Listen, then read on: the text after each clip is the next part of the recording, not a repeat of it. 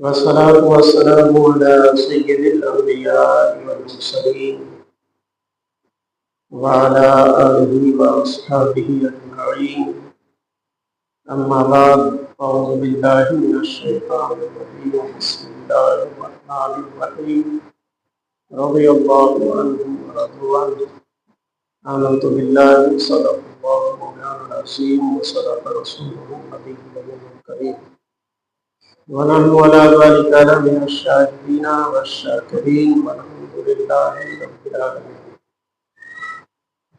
آئیے سب سے پہلے ہم اور آپ مل کر آتا ہے نامدار کے تاجدار بے سہاروں کے سہارے بے قراروں کے قرار احمد مجتبیٰ جناب محمد مصطفیٰ صلی اللہ علیہ وسلم کی بارگاہ میں پناہ میں عقیدت و محبت کے ساتھ پاک پڑھیں. اللهم صل على سيدنا مولانا محمد معدن الجود والكرم وآله وصحبه وبارك وسلم صلاة وسلام عليك يا رسول الله صلی اللہ تعالی علیہ وسلم. میں نے جس آیت کریمہ کی تلاوت کی ہے اس کا سیدھا سادھا ترجمہ اور مطلب یہ ہے کہ صحابہ کرام سے اللہ راضی ہو چکا ہے اور صحابہ کرام بھی اللہ سے راضی ہو جائے. چونکہ آج ذی الحجہ کی 18 تاریخ ہے اور جمعہ کا دن ہے. آج ہی کی تاریخ میں اور آج ہی کے دن یعنی جمعہ کے دن اور 18 ذی الحجہ کو امیر المومنین خلیفۃ المسلمین خلیفہ سوم ذو النورین کامل الحیاء والایمان جامع القرآن حضرت عثمان غنی رضی اللہ تعالیٰ عنہ کی شہادت ہوئی تھی. اسی مناسبت سے آج ان کی زندگی کے ایک پہلو پر گفتگو کی جائے گی. صحابہ کرام کی زندگی وہ لازوال زندگی تھی جنہوں نے دین اور اسلام کے لیے اپنا سب کچھ نچھاور کر دیا تھا. حضرت عثمان غنی رضی اللہ تعالیٰ عنہ کا سلسلہ نسب 5ویں پشت میں جا کر حضور صلی اللہ تعالیٰ علیہ وسلم سے جا کر کے مل جاتا ہے. حضرت عثمان غنی رضی اللہ تعالیٰ عنہ کے والد کا نام حضرت عفان، ان کے والد کا نام ابو العاص، ان کے والد کا نام امیہ اور ان کے والد کا نام عبد شمس، ان کے والد کا نام عبد مناف، اور حضور صلی اللہ تعالیٰ علیہ وسلم کے والد کا نام حضرت عبداللہ، ان کے والد کا نام حضرت عبد المطلب، ان کے والد کا نام حضرت ہاشم اور ان کے والد کا نام عبد مناف. یہی عبد مناف سے 2 شاخیں نکلتی ہیں جس سے ایک نسل سے حضور صلی اللہ تعالیٰ علیہ وسلم کی ذات اور دوسری نسل سے حضرت عثمان غنی رضی اللہ تعالیٰ عنہ کی ذات بابرکات ہے. ماں کے طرف سے اگر ان کا رشتہ دیکھا جائے تو حضرت عثمان غنی کی جو نانی ہے وہ حضور صلی اللہ تعالیٰ علیہ وسلم کی پھوپھی ہے. تو باپ کے طرف سے بھی کتنا گہرا رشتہ اور ماں کے طرف سے بھی کتنا گہرا رشتہ. اور کتابوں میں یہ بھی آیا ہے کہ حضور صلی اللہ تعالیٰ علیہ وسلم سے بہت زیادہ مشابہت بھی رکھتے تھے. ان کی زندگی پاکیزہ زندگی گزری. اسلام قبول کرنے سے پہلے بھی ان کی زندگی پاکیزگی کے ساتھ انہوں نے اپنی زندگی کو بسر کی. سن 34 سال کی عمر میں حضرت عثمان غنی رضی اللہ تعالیٰ عنہ ایمان سے مشرف ہوتے ہیں، اور جب انہوں نے ایمان لایا تو پورا خاندان ان کا دشمن بن گیا. ان کے جو چچا تھے حکم بن عاص، انہوں نے ظلم اور زیادتی کی حد کر دی. لوہے کی زنجیروں میں باندھ کر کے अरब की तपती हुई रेत पर वो छोड़ दिया करते थे और वो कहते थे जब तक तुम अपने नए दीन से पलट नहीं जाते हो तब तक तुम्हें कोई सुकून नहीं। उसके बावजूद भी हजरत उस्मान गनी रज़ी अल्लाह तआला अन्हु का ये कहना था कि कसम है अल्लाह रब्बे ज़ुल जलाल की, मेरी अगर रूह भी निकल जाए तो एक लम्हे के लिए मैं रसूलुल्लाह से बेवफाई और गद्दारी नहीं कर सकता। जिंदगी तो दूर की बात है, हमेशा और हमेश की तो दूर की बात है, चंद लम्हे के लिए वह भी अगर कोई कहे कि रसूलुल्लाह के दीन को छोड़ दो और इस्लाम से रूबरदारी कर लो तो ये मुझे गवारा नहीं। इस्लाम के लिए जब वो ईमान कबूल किए तो तपती हुई रेत पर लोहे के जंजीरों में बांध करके, अरब के गर्मी का अंदाजा तो आदमी खुद ही लगा सकता है कि कितनी शिद्दत की गर्मी पड़ती है, और मक्कतुल मुकर्रमा की सरजमीन पर उन्हें छोड़ दिया जाता था। उसके बावजूद भी वो शीशा पिलाई दीवार और पहाड़ के चट्टान की तरह जब अपने इस्तिकामत का मुजाहरा करते हैं तो उसके खानदान वाले भी बिल्कुल बेबस हो जाते हैं और उन्होंने कहा कि इसको छोड़ दो, अब इसको राह से हटाना और नए दीन से पुराने दीन की तरफ लाना ये मुमकिन नहीं है, इसलिए जैसी इसकी मर्जी है वैसे इसको करने दो। तो हजरत उस्मान गनी रज़ी अल्लाह तआला अन्हु जब ईमान कबूल करते हैं और 5वें नंबर पर ईमान लाते हैं, और उसके बाद सखावत तो पहले ही से वो करते थे, लेकिन सखावत इस्लाम लाने के बाद फिर उन्होंने अपनी जिंदगी का मकसद ही बना लिया था कि मेरी जिंदगी हो तो भी इस्लाम के लिए हो, मेरी मौत हो तो भी इस्लाम के लिए हो, मेरा घर बार हो तो भी इस्लाम के लिए हो, मेरी जायदाद हो तो भी इस्लाम के लिए हो। इस तरीके से उन्होंने अपनी जिंदगी को गुजारी। और जब जरूरत पड़ी, जब मक्का से हिजरत करके मुसलमान मदीना शरीफ तशरीफ ले गए तो वहां एक कुआं था और उसी कुआं का पानी मीठा और ज्यादा अच्छा था, और वो एक यहूदी का था, और वो जानता था कि मुसलमान गरीब हैं, मुफलिस हैं, कल्लाश हैं, इनके पास पैसा और मानो जर नहीं है, इसलिए वो जानबूझ करके मुसलमानों से कीमत ज्यादा लेता था और पानी थोड़ा देता था। कीमत ज्यादा वसूल करता था और पानी कम देता था। मुसलमान परेशान थे कि आखिर कब तक हम पैसे दे करके इसे पानी खरीदते रहेंगे पीने के लिए या दीगर जरूरियात के लिए।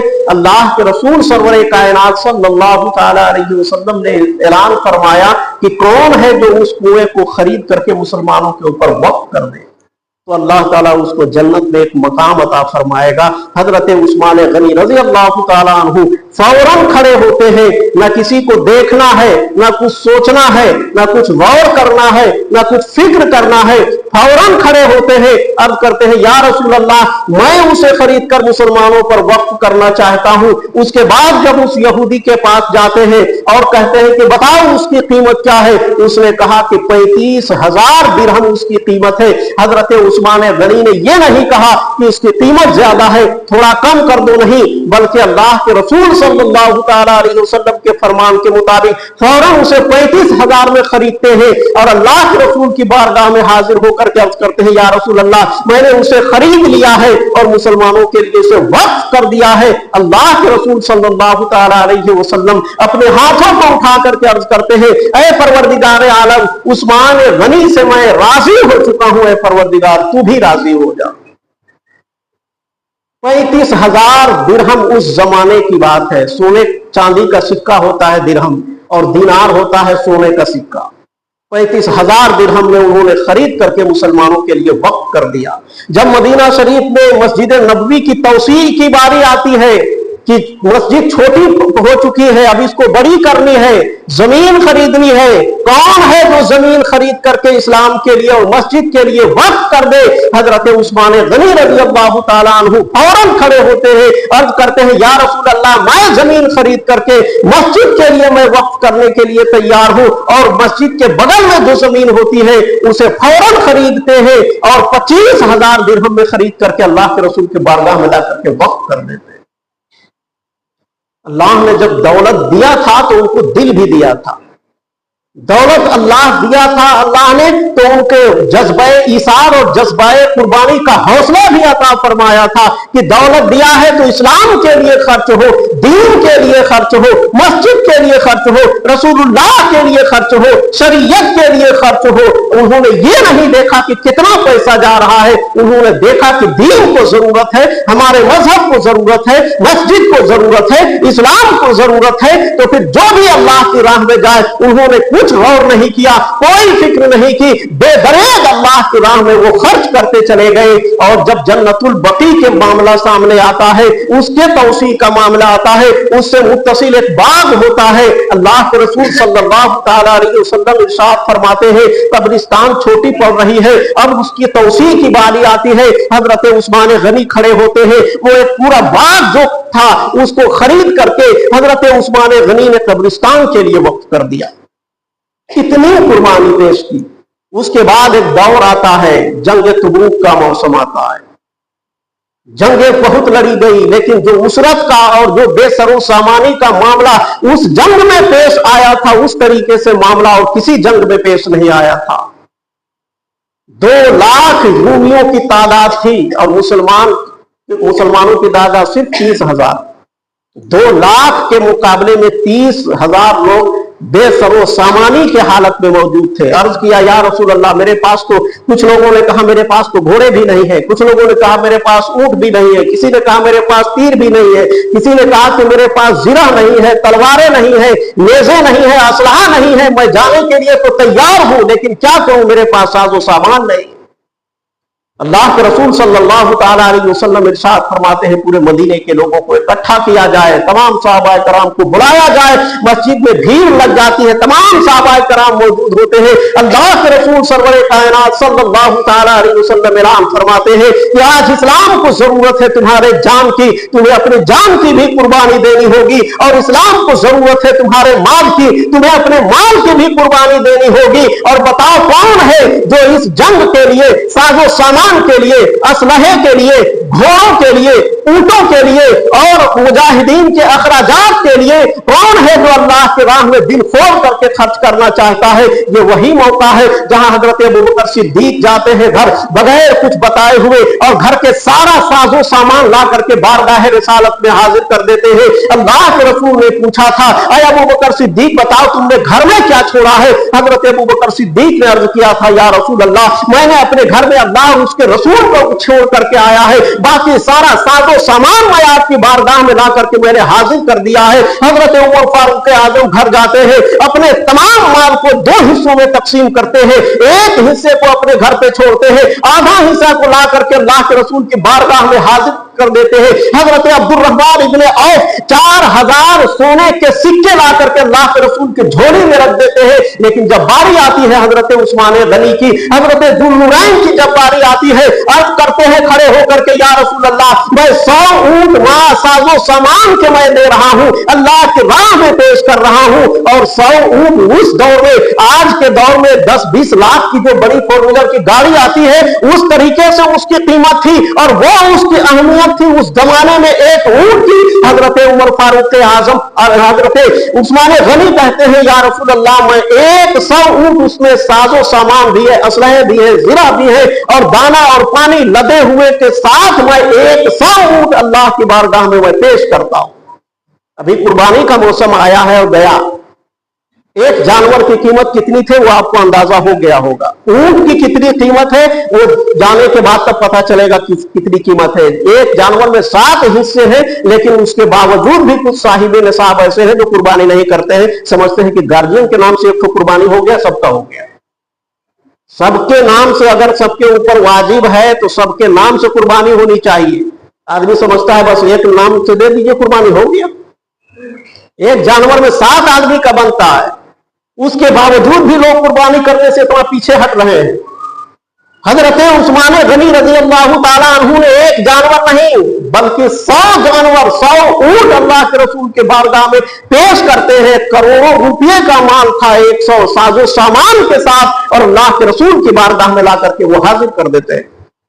हजरत उस्मान गनी ने जब 100 ऊंट कहा तो अल्लाह के रसूल सल्लल्लाहु ताला अलैहि वसल्लम ने फिर ऐलान फरमाया, क्योंकि मुसलमानों की तादाद थी 30,000 और उसमें कुछ लोग ऐसे थे कि जिनके पास कुछ भी साजो सामान नहीं था। कुछ लोगों के पास तो सवारियां थी, कुछ लोगों के पास हथियार थे, लेकिन कुछ लोग ऐसे थे जिनके पास कुछ भी नहीं था। अल्लाह के रसूल सल्लल्लाहु ताला अलैहि वसल्लम ने दोबारा फिर ऐलान फरमाया, कौन है जो इस्लाम के लिए अपना माल कुर्बान कर दे।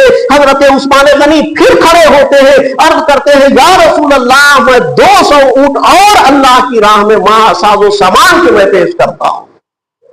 अल्लाह के रसूल सल्लल्लाहु ताला अलैहि वसल्लम इरशाद फरमाते हैं, अभी और माल की जरूरत है, और कौन है जो अल्लाह के राह में अपने माल को कुर्बान कर दे।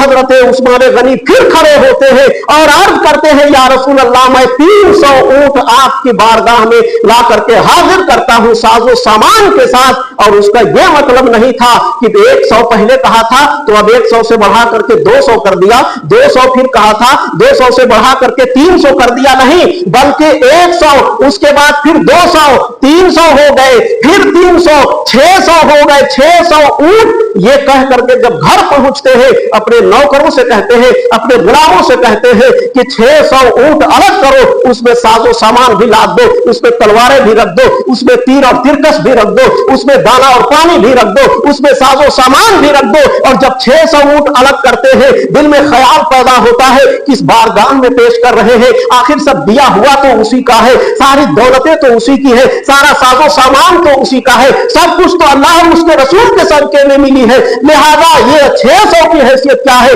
100 और बढ़ा दिया जाए, 700 कर देते हैं। फिर दिल में ख्याल होता है इस महबूब की बारगाह में पेश कर रहे हैं, उन्होंने कहा 100 और डाल दो, 800 कर देते हैं। फिर दिल में ख्याल होता है ये भी बहुत कम है, 100 और डाल दो, 900 हो जाता है। उन्होंने दिल में फिर सोचा कि 1000 क्यों नहीं हो सकता है, 1000 की आदत पूरी क्यों नहीं हो सकती है। अपने गुलामों से कहते हैं 1000 पूरा कर दो। गुलामों ने कहा हुजूर 100 1000 नहीं हो रहा है, बल्कि और 50 ही ऊंट बच रहे हैं। उन्होंने कहा वो 50 भी रख दो। 950 जब ऊंट हो जाते हैं, दिल में ख्याल होता है कि क्यों, अगर ऊंट 950 हो रहे हैं, ऐसा भी तो हो सकता है 50 घोड़े कुर्बान कर दे।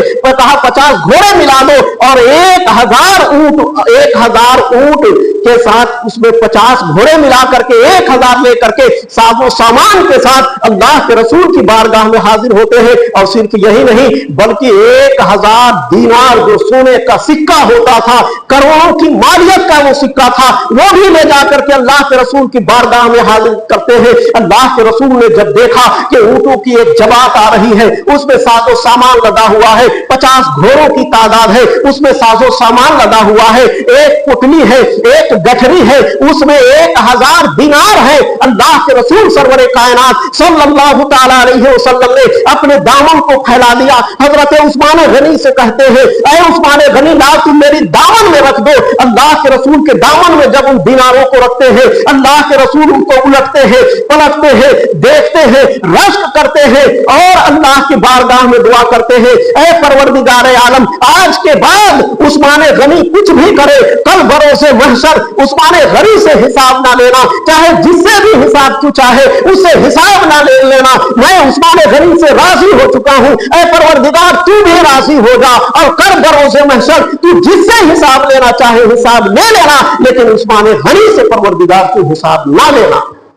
ये थी कुर्बानी उन बुजुर्गों की, ये कुर्बानी थी सहाबाए कराम की। जब जरूरत पड़ी जान की तो जान भी कुर्बान कर दिया, औलाद की बारी आई औलाद भी कुर्बान कर दिया, माल की बारी आई तो माल भी कुर्बान कर दिया, घर बार छोड़ने की बारी आई, घर बार छोड़ करके बेसरो सामानी के साथ तने तनहा मक्का से हिजरत करके मदीना पहुंच गए। और मदीना पहुंचने के बाद कभी बद्र में जा रहे हैं, कभी हुनैन में जा रहे हैं, कभी खंदक में जा रहे हैं, कभी यरमूक में जा रहे हैं, कभी तबूक में जा रहे हैं। जंगी साजो सामान है या नहीं है, बेसरो सामानी के साथ अल्लाह और उसके रसूल के भरोसे पर अपनी जान को भी कुर्बान कर रहे हैं और अपने माल को भी कुर्बान कर रहे हैं। सब कुछ इस्लाम के लिए उन्होंने वक्फ कर दिया था, तब जाकर के इस्लाम हम तक पहुंचा है। हम समझते हैं यूं ही पहुंच गया है, सुबह से लेकर के शाम तक और शाम से लेकर के सुबह तक सिर्फ दुनियादारी में रहो, कामा खाओ और जिंदगी जानवरों की तरफ गुजार करके मर जाओ, यही इस्लाम के तरीके पर चल रहे हैं। बड़ी कुर्बानियों के साथ इस्लाम हम तक पहुंचा है, जिसको हम सोचने के लिए, समझने के लिए, गौर करने के लिए हम तैयार नहीं। तो और सिर्फ यही नहीं कि हजरत उस्मान गनी को अल्लाह ने दौलत दी थी। आदमी ये सोचता होगा कि हमारे पास तो दौलत है नहीं, हम तो गरीब हैं, हम तो मुफलिस हैं, हम क्या करें। जिसके पास दौलत है वो दे अल्लाह की राह में, जिसके पास पैसा है वो दे अल्लाह की राह में, उसके पास पैसा है तो वो दे रहा है। ऐसा नहीं है, कुछ ऐसे भी सहाबी थे कि जिनके पास एक पैसा भी नहीं था, एक दाना भी नहीं था, एक खजूर भी नहीं था, लेकिन जब अल्लाह के रसूल सल्लल्लाहु अलैहि वसल्लम ने ऐलान किया कि कौन है जो अल्लाह की राह में खर्च करे, वो सहाबी रसूल जा करके रात भर किसी यहूदी के बाग को सैराब करते हैं और जो कुछ खजूर उन्हें मिलता है आधा घर पे रखते हैं और आधा अल्लाह के रसूल की बारगाह में ला करके हाजिर कर देते हैं। गुर्बत और मुफलिसी का बहाना बना करके अगर आदमी चाहे कि हम तो गरीब आदमी, हम तो मुफलिस आदमी, हम क्या ले सकते हैं, तो सिर्फ ये वो अपने लिए बहाना तलाश कर रहा है, उसके सिवा कुछ नहीं है। अल्लाह ताला किसी के माल की कसरत को नहीं देखता है, उसके दिल और उसके इखलास और उसके खुलूस को देखता है। अगर ज्यादा माल दे रहा है और उसमें खुलूस भी है तो सोने पे सुहागा है, और अगर किसी के पास माल कम है लेकिन उसके दिल के अंदर खुलूस है तो फिर अल्लाह के नजदीक वो भी कम कीमती नहीं है, उसकी हैसियत और उसका मकाम भी बहुत बुलंद वाला है।